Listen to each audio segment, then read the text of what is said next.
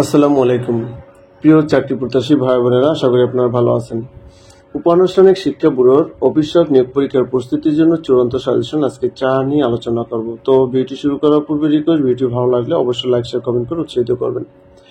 1 নম্বরের প্রশ্নটা আছে, হাত বাড়ি বাগদারার অর্থ কি? হাত বাড়ি এই বাগদারাটির অর্থ হচ্ছে কৃপণ। কি? হাত বাড়ি বাগদারাটির অর্থ হচ্ছে কৃপণ। ডাকের কাঠি বাগদারাটির অর্থ কি? ডাকের কাঠি এই বাগদারাটির অর্থ হচ্ছে তোষামুদে। কি? ডাকের কাঠি তোষামুদে। ঠোঁট কাটা বলতে কি বোঝায়? ঠোঁট কাটা এই বাগদাটার অর্থ আছে স্পষ্টভাষী। ঠোঁট কাটা স্পষ্টভাষী। একাদশী বৃহস্পতি এর অর্থ কি? একাদশী বৃহস্পতি এর অর্থ আছে সৌভাগ্যের বিষয়। কি? সৌভাগ্যের বিষয়। রাবণের চিতা বাগদাটির অর্থ কি? রাবণের চিতা এই বাগদাটির অর্থ আছে চির অশান্তি। রাবণের চিতা চির অশান্তি। সন্ধির প্রধান কাজ কি? সন্ধির প্রধান কাজ হচ্ছে 6 নম্বরে সঠিক উত্তর হবে কোনটা? ক নাম্বারটা, অর্থাৎ ধ্বনির পরিবর্তন। সন্ধি কাকে বলে এতটুকু একটু আমরা জেনে নিই। পরস্পর সন্নিহিত দুটি বর্ণের মিলনকে সন্ধি বলে। সন্ধির কাজ আছে বর্ণের সাথে বর্ণ মিলিয়ে নতুন শব্দ গঠন করা। তপবন কোন সমাস? তপবন কোন সমাস? 7 নম্বর আছে চতুর্থ তৎপুরুষ সমাস হবে। তপবন হচ্ছে চতুর্থ তৎপুরুষ সমাস। পূর্বপদে চতুর্থ বিভক্তি লোপ পেয়ে যে সমাস হয় তাকে চতুর্থী তৎপুরুষ সমাস বলে। তপবন এর ব্যাসবাক্য হচ্ছে তপের নিমিত্ত বন, তপবন। সিংহাসন কোন সমাস? সিংহাসন আছে মধ্যপদলোপী কর্মদ্বারায় সমাস। মধ্যপদলোপী অর্থাৎ যে কর্মদ্বারায় সমাসের মধ্যপদ লোপ পায় তাকে বা লোপ পেয়ে যে সমস্যা তাকে কি মধ্যপদলোপী কর্মদ্বারায় সমাস বলে। আপনি এভাবে মুখস্থ করতে পারেন। আর সিংহাসন এর আপনার ব্যাসবাক্য হচ্ছে সিংহচিহ্নিত আসন, সিংহাসন। ঠিক আছে, তাহলে সিংহাসন হচ্ছে কি মধ্যপদলোপী কর্মদ্বারা সমাস। আর মধ্যপদলোপী কর্মদ্বারা সমাস হচ্ছে যে কর্মদ্বারা সমাসের মধ্যপদ লোপ পায় তাকে মধ্যপদলোপী কর্মদ্বারা সমাস বলে। আচ্ছা, 9 নম্বর আছে বিরাম চিহ্নের প্রবর্তক কে? বিরাম চিহ্নের প্রবর্তক কে? 9 নম্বর সঠিক উত্তর হবে খ নম্বরটা, ঈশ্বরচন্দ্র বিদ্যাসাগর। তিনি 1847 সালে তার বেতাল পঞ্চবিংশতি গ্রন্থে বিরাম চিহ্নের সফল প্রয়োগ করেন। চন্দ্র শব্দের সমর্থক শব্দ কোনটি? 10 নম্বর আছে চন্দ্র শব্দের সমর্থক শব্দ কোনটি? চন্দ্র শব্দের সমর্থক শব্দ আছে, সঠিক উত্তর হবে ক নম্বরটা, অর্থাৎ সোম। চন্দ্র শব্দের আরো কিছু সমর্থক শব্দ হচ্ছে যেমন ইন্দু, সুধাংশু, হিমকর, বিদু, নিশাকর, শশাঙ্ক, শশধর, রজনীকান্ত, কলানাথ ইত্যাদি। আরেকটা বিষয় হচ্ছে ভিউয়ার্স, আপনাদের পরীক্ষাটা অনুষ্ঠিত হতে যাচ্ছে 22 তারিখ। তো এই স্বল্প সময় যদি আপনারা চান ভালো একটা প্রস্তুতি নিতে, আমাদের সাথে স্ক্রিন দেওয়া হোয়াটসঅ্যাপ নাম্বার যোগাযোগ করতে পারেন। তাহলে আমরা স্ক্রিন দেওয়া হোয়াটসঅ্যাপ নাম্বার আপনাদেরকে সাজেশনের পিডিএফ পেতে দেবো। আর আমরা সাজেশনের জন্য নিচ্ছি 100 টাকা। সাজেশনের মূল্য হচ্ছে 100 টাকা, পারিশ্রমিক হিসেবে এটা ধরে নিতে পারেন 100 টাকা, এবং গণিত ব্যাখ্যা সহি দেওয়া হবে। ঠিক আছে। আচ্ছা, তারপর দেখুন স্বঋতু শব্দের সন্ধি বিচ্ছেদ কোনটি? স্বঋতু হচ্ছে স্বরযুক্ত ঋতু, স্বরঋতু।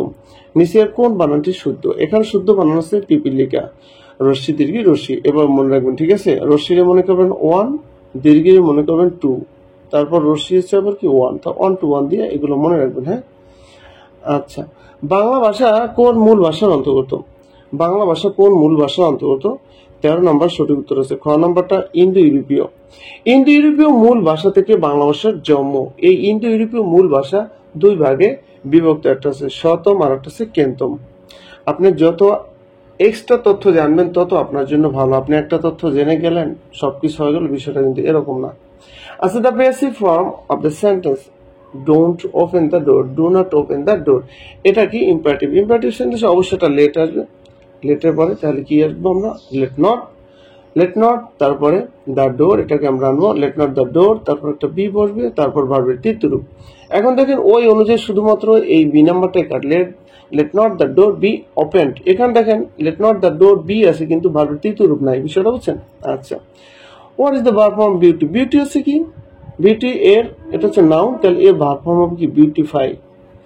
আচ্ছা, instead of continue we can say, অর্থাৎ কন্টিনিউ মানে কি? চলমান, চালিয়ে যাও, এগুলো বোঝায়। হ্যাঁ, তাহলে ক্যারি অন।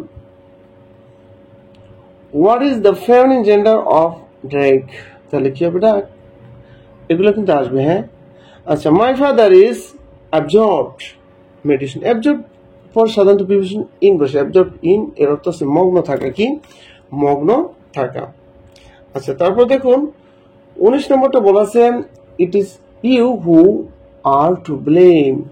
এখানে এই সাবজেক্ট অনুযায়ী ভাবতে হবে। He is not only a good teacher, not only পরে বাট অলসো বসে, not only a good teacher but also a good friend. The word pinnacle refers to a talent, মানে কি শীর্ষ সুযোগ বোঝায়। হ্যাঁ, the word camouflage হচ্ছে ছদ্মবেশ, তাহলে কি ডিসগ্রেস অর্থাৎ হচ্ছে ছদ্মবেশ। তাহলে ক নাম্বারটা, এই নাম্বারটা সঠিক। Once in a blue moon এর অর্থ হচ্ছে খুবই কম ঘটে থাকে বা কদাচিৎ বা প্রায় ঘটে না বললেই চলে, তাহলে সঠিক উত্তর হচ্ছে ভেরি রারলি। আচ্ছা, I open the door as soon as I the bell, অর্থাৎ এখানে 24 নম্বর সঠিক উত্তর হচ্ছে সি নাম্বারটা কেন হবে। অতীতকালে দুটি কাজ যদি অ্যাজ সুন অ্যাজ দ্বারা যুক্ত থাকে তাহলে দুটি ক্লজ ফার্স্ট ইন্ডিপেন্ডেন্ট টেন্স হয়, এটা হচ্ছে মূল রুলস। ওকে, তাহলে সেই হবে হেয়ার হেয়ার্ড। আচ্ছা, the teacher made the children the book, এখানে দেখেন 25 নম্বরে সঠিক উত্তরটা হবে কি, 25 নম্বর হবে রিড হবে। কাউকে দিয়ে কোনো কিছু করানো বা কাউকে কিছু করতে বাধ্য করা বোঝাতে মেক ব্যবহার করা হয়, সেক্ষেত্রে স্ট্রাকচারটা হবে সাবজেক্ট মেক, তারপর হচ্ছে এজেন্ট যে কাজটি করবে, তারপর ভার্বের বেস ফর্ম প্লাস এক্সটেনশন যদি থাকে। ক্রেডিট থাকা 5000 মাই অ্যাকাউন্ট, কি হবে এখানে, এখানে হবে টু মাই অ্যাকাউন্ট, হ্যাঁ না উইথ মাই অ্যাকাউন্ট। 26 নম্বরের সঠিক উত্তরটা কি বলেন, সঠিক উত্তরটা হচ্ছে বি নাম্বারটা। টাকার পরিমাণ যদি আগে উল্লেখ থাকে তাহলে ক্রেডিট টু, আর যদি আগে উল্লেখ না থাকে হ্যাঁ তাহলে কি হবে, আচ্ছা আগে উল্লেখ যদি এখানে না থাকে, এখানে এটা হবে না থাকে, ওকে না থাকে তাহলে হবে ক্রেডিট উইথ। আমরা 27 নম্বরটা দেখি কি আছে, দা ওয়ার্ড হোমোজেনাস। হোমোজেনাস শব্দের অর্থ হচ্ছে স্বজাতীয়, সমজাতীয় বা একই জাতীয়। তাহলে 27 নম্বরের সঠিক উত্তরটা কি হচ্ছে, 27 নম্বর সঠিক উত্তর হচ্ছে অফ দ্য সেম কাইন্ড, অর্থাৎ একই ধরনের। গ্রিনিচ মান অপেক্ষা বাংলাদেশ সময় কত ঘন্টা আগে, কত ঘন্টা আগে, এটা হচ্ছে 6 ঘন্টা অগ্রগতি। বাংলাদেশের সবচেয়ে উত্তরে জেলা হচ্ছে পঞ্চগড়, ইতালিকে সিসিলি থেকে আলাদা করেছে, হ্যাঁ বা পৃথক করেছে, এটা লেখা হয়নি আজকে, খুব টাইপিং মিস্টেক করেছে। পৃথক করেছে কোন প্রণালী। 30 নম্বরের সঠিক উত্তর আছে, এটা হবে আপনার মেসিনো প্রণালী, কি মেসিনো প্রণালী। জাতিসংঘ ঘোষিত শান্তি দিবস কবে, শান্তি দিবস হচ্ছে 21 সেপ্টেম্বর। পানিপথের তৃতীয় যুদ্ধ সংগঠিত কবে, পানিপথের তৃতীয় যুদ্ধ সংগঠিত হয় কবে, সংগঠিত হয় দেখেন 32 নম্বরের সঠিক উত্তর হচ্ছে গোয়া, অর্থাৎ এটা হবে 1775। ইনসুলিন কোন গ্রন্থি থেকে পাওয়া যায়, এটা হচ্ছে অগ্ন্যাশয় থেকে পাওয়া যায়। দেশের প্রথম মৎস্য অভয়াশ্রম কোথায়, দেশের প্রথম মৎস্য অভয়াশ্রম হচ্ছে হাইল হাওর, কি হাইল হাওর। পৃথিবীর মানচিত্র প্রথম অঙ্কন করেন কারা বা কারা অঙ্কন করেন, 35 নম্বর আছে গ্রিকরা অঙ্কন করেন। 36 নম্বর আছে বাংলাদেশের জাতীয় পতাকার ডিজাইনার কে, বাংলাদেশের জাতীয় পতাকার ডিজাইনার আছে কামরুল হাসান। 36 কি হলো খ নম্বরটা। মুক্তিযুদ্ধের সময় পাকিস্তানের রাষ্ট্রপতি কে ছিলেন, মুক্তিযুদ্ধের সময় পাকিস্তানের রাষ্ট্রপতি ছিলেন ইয়াহিয়া খান। ট্রান্সপারেন্সি ইন্টারন্যাশনাল এর প্রধান কার্যালয় কোথায় অবস্থিত, ট্রান্সপারেন্সি ইন্টারন্যাশনাল এর প্রধান কার্যালয় হচ্ছে জার্মানিতে অবস্থিত। কম্পিউটার প্রজন্ম কয়টি, এ পর্যন্ত কম্পিউটার প্রজন্ম হচ্ছে 5টি। আচ্ছা, তারপর দেখুন আধুনিক কম্পিউটার জনককে, আধুনিক কম্পিউটারের জনক হচ্ছে চার্লস ব্যাবেজ। পরম শূন্য তাপমাত্রায় কত সেন্টিগ্রেডের সমান, আচ্ছা 41 নম্বর সঠিক উত্তর হচ্ছে ঘ নম্বরটা কি, ঘ নম্বরটা হবে অর্থাৎ -273.15 ডিগ্রি সেন্টিগ্রেড। ইলিশ এক দেশের কততম গ্যাস ক্ষেত্র, এটা হচ্ছে ভোলাতে অবস্থিত, হ্যাঁ এটা কোথায় ভোলাতে অবস্থিত। 42 নম্বর সঠিক উত্তর হবে 29তম।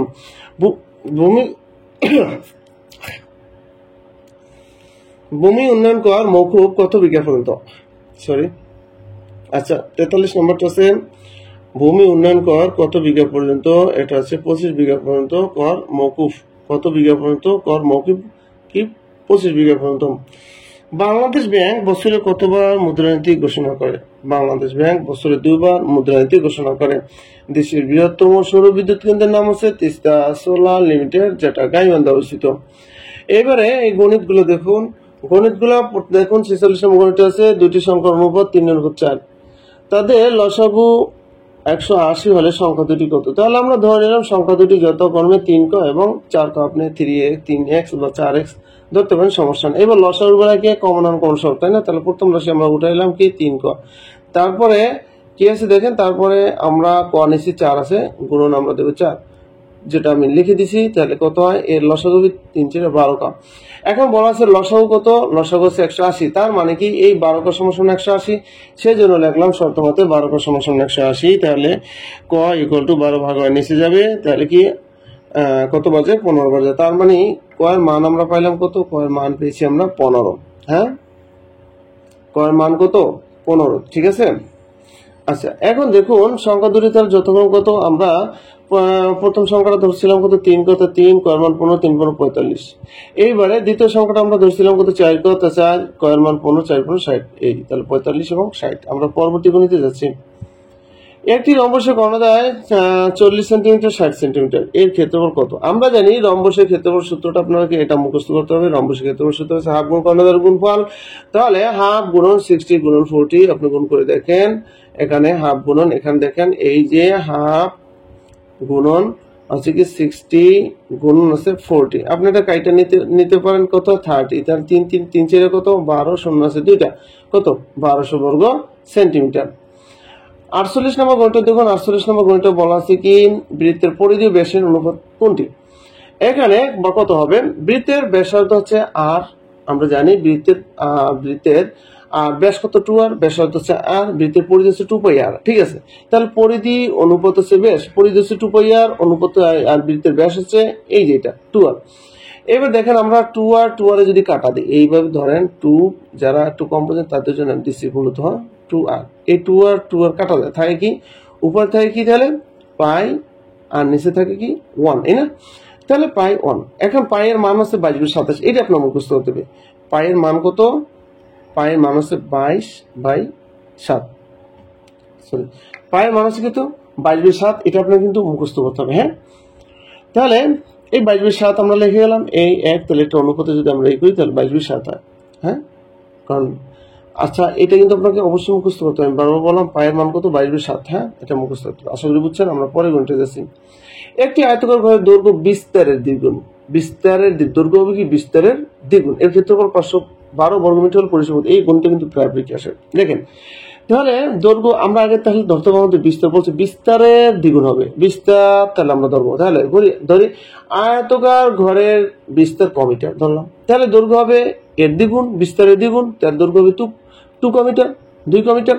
আচ্ছা, তাহলে ক্ষেত্রফল কি হবে? এই যে দৈর্ঘ্য গুণ প্রস্থ, তাহলে এটা গুণ করলে কি হয়? এই যে ক গুণ হচ্ছে 2 ক, তাহলে কি 2 ক কত কত স্কোয়ার, বুঝতে পারছেন? আচ্ছা, 2 ক স্কোয়ার বর্গ মিটার। প্রশ্ন মতে 2 ক স্কোয়ার ইকুয়াল টু 512। হ্যাঁ, আর ক স্কোয়ার ইকুয়াল টু 200। তাহলে এই যে আমরা ক স্কোয়ার 2 দ্বারা যদি ভাগ করি তাহলে 256। তাহলে কয়ের মান পাইলাম আমরা কত? কয়ের মান পাইলাম কিন্তু আমরা 16। এবার আমরা কি করবো? আয়তকার ঘরের বিস্তার তাহলে কত? 16 মিটার। ক সমান 16। আচ্ছা, তাহলে দৈর্ঘ্য কত হবে? দৈর্ঘ্য হবে এর দ্বিগুণ, তাহলে 16 × 32। এখন পরিসীমা কত? পরিসীমার সূত্র হচ্ছে 20 দৈর্ঘ্য প্লাস প্রস্থ। এটা আপনাকে মুখস্থ করতে হবে। 20 দৈর্ঘ্য প্লাস প্রস্থ, এটা মুখস্থ করতে হবে। ঠিক আছে, সরি কিবোর্ডে টিপ পড়লে, সরি এক্সট্রিমলি সরি। আচ্ছা দেখেন, তাহলে 20 দৈর্ঘ্য প্লাস প্রস্থ। এবার আপনি সাজান 32 16 গুণ করলে কত? 48, 48 গুণ কত? 96। এটা হচ্ছে আপনার পরিসীমা। আচ্ছা, এবার 50 নম্বরটা দেখুন। যদি একটি আয়তকার ক্ষেত্রে দৈর্ঘ্য 20% বৃদ্ধি করা এবং প্রস্থ যদি এবার 20% হ্রাস করা হয় তাহলে তার ক্ষেত্রফলের পরিবর্তন কি হবে? তাহলে আমরা ধরি আয়তকার ঘরের দৈর্ঘ্য 100 একক এবং প্রস্থ 100 একক, তাহলে এর ক্ষেত্রফল কত? দৈর্ঘ্য গুণ প্রস্থ, তাহলে কি 10,000 বর্গ একক। এবার 20% বৃদ্ধিতে মানে কত হবে? 120 হবে, এবং 20% হ্রাস হবে কত? 80। তাহলে 8 × কত? 96, অর্থাৎ 9600 ক্ষেত্রফল হয় যদি 20% বাড়ে এবং প্রস্থ 20% কমে, তখন হয় এত। তার মানে কি দেখা যায় কমেছে। আগে ছিল কত? 10,000, এখন হলো কত? 9,600, তার মানে 400 কমছে, তাই না? তাহলে আমরা দেখবো লিখবো কি ক্ষেত্রফল কমেছে 400 বর্গ একক। তাহলে 10,000 কমে 401 বর্গ একক কমে কত এত, অতএব 100 শতকরা কমে কত। তাহলে এই 200 এই 200 কাটলাম, এই 200 কাটলাম, তাহলে 4%, অর্থাৎ 4% হ্রাস পেয়েছে। এই ছিল আজকের আয়োজন। তো ভিউয়ার্স, আমি সর্বশেষ বলি, যাদের স্পেশাল সাজেশন প্রয়োজন এই অফিসিয়াল পদের উপন্যাসিক শিক্ষা ব্যুরোর, তারা এই নাম্বারটায় 01611357788 এই নাম্বারে হোয়াটসঅ্যাপ করুন, ঠিক আছে? আর সাজেশনের মূল্য 100 টাকা। যারা নেবেন তারাই কেবলমাত্র নক দিবেন, অযথা নক দিবেন না, কারণ ওরকম সময় পাই না, আমি তো একটা জব করি, বুঝছেন? তো ভালো থাকবেন ভিউয়ার্স, আসসালামু আলাইকুম।